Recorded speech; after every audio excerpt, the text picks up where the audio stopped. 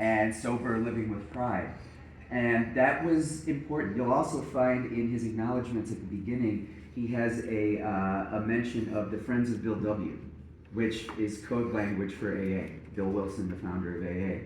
That was a very important and I think still understated part of his story, is how that experience of addiction and recovery influenced the way that he was viewing what was going on in these fights that were happening around the bathrooms at the time.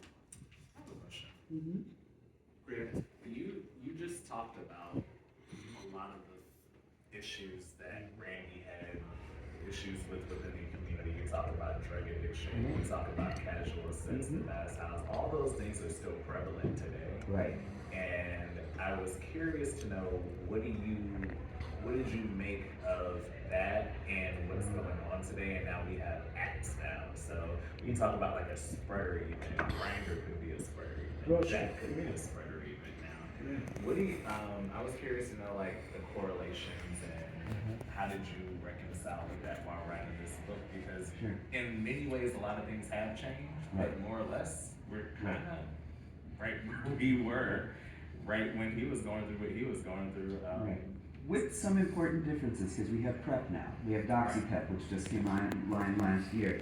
We have a public health infrastructure, which for better or for worse, and it sort of depends on your jurisdiction too, but a public health infrastructure that tries to work in alignment more with those kinds of establishment, and there isn't necessarily, I don't want to generalize because I think it'd be different from situation to situation, but having been 20 plus years ago, one of those people who was going around to the bars with my volunteers with queer sweatshirts on, giving out safer sex kits, offering people tests, offering them programming, health education and all of that, there is an infrastructure that even as we've sort of evolved to incorporate PrEP and other things like that, that is still present and aware and trying to do some of the educational pieces that were very much in their infancy when the first cases of AIDS were discovered.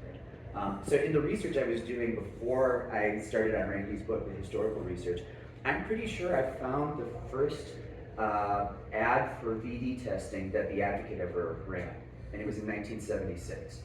So that predated